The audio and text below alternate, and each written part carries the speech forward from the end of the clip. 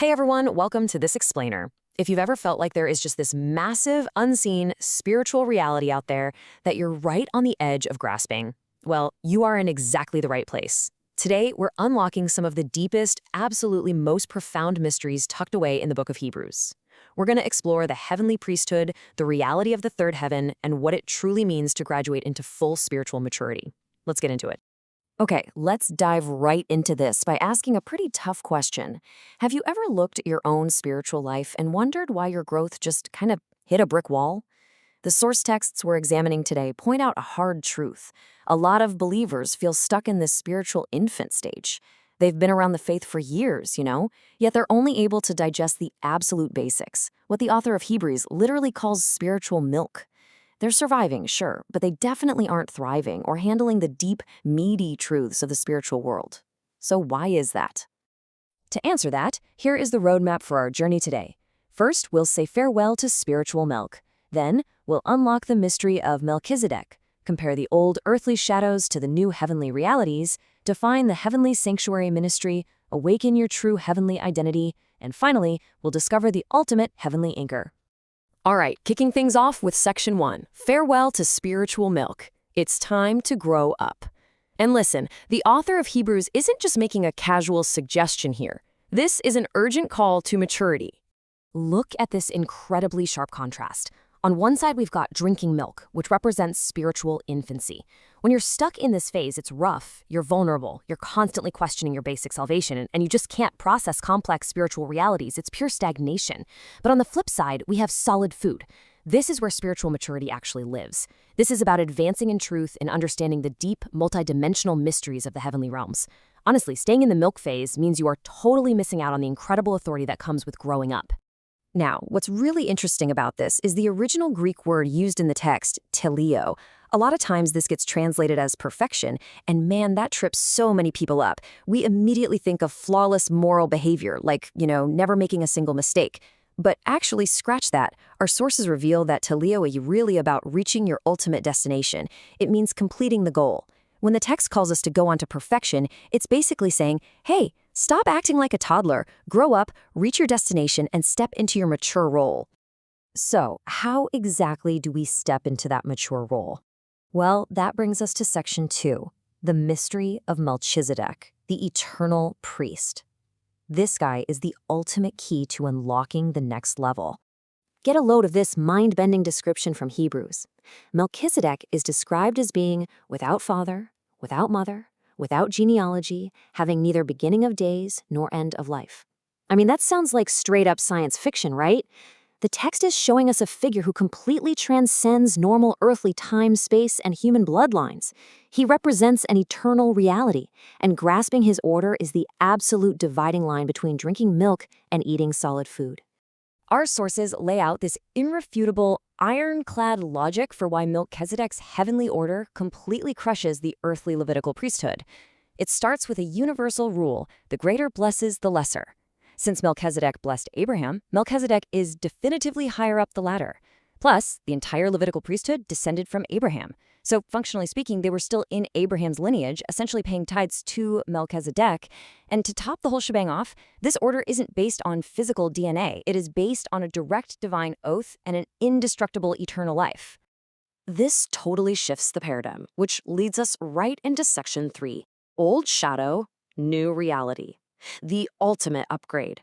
We're looking at the massive progression from the Old Covenant to the New Covenant. And this brilliantly illustrates the massive upgrade we're talking about.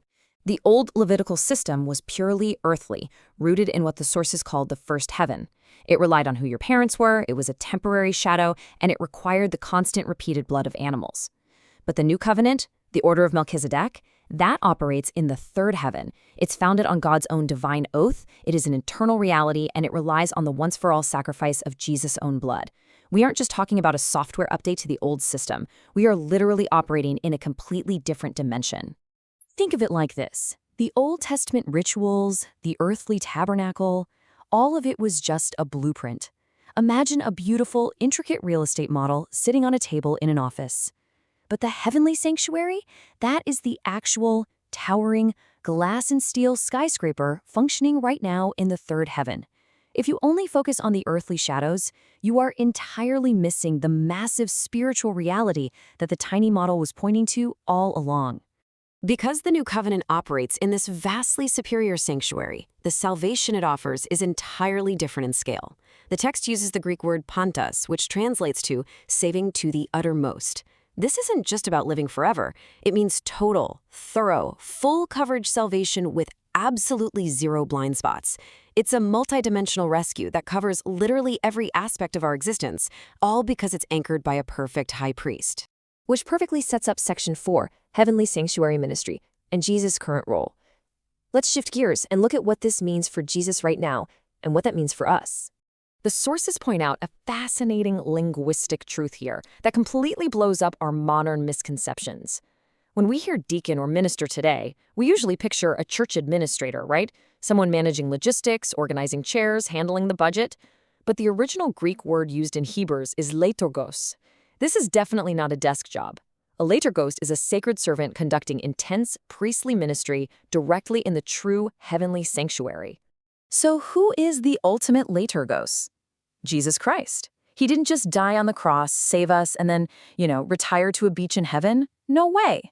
He is actively functioning right this very second. He is the ultimate high priest and minister, operating strictly in the true tabernacle in the third heaven, seated right at the right hand of the Majesty. He is actively managing the reality of the new covenant for us. So, how does this high-level theology actually impact your mundane Tuesday morning? Let's pivot to Section 5, Awakening Heavenly Identity. Time to discover your role in this. The sources outline 3 exact steps we have to take to shift from an earthly, passive mindset into active, heavenly authority. Step 1, identity awakening. You have to recognize deep down that you have a priestly calling. Step 2, perspective reset. Stop looking at your life through a first heaven earthly lens. You've got to start viewing your circumstances from the third heaven. And step 3, action with authority. Once you see the truth, you step out and minister with a power and dignity that comes straight from above. So, the crucial point is this.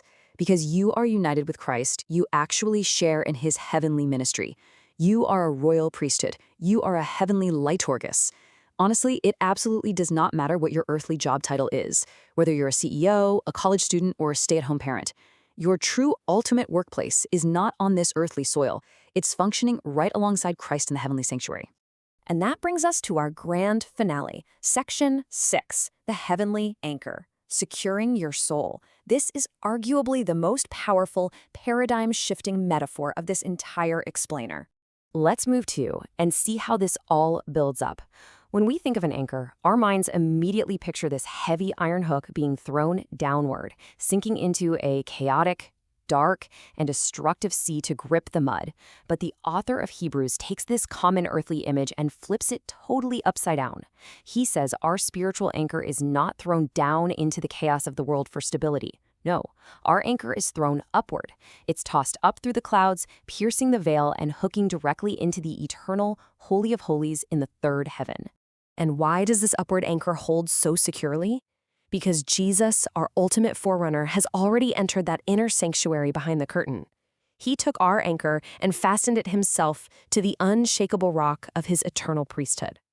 Your security isn't based on how tightly you can hold on to the world. It is entirely based on Christ holding on to you in the highest heaven.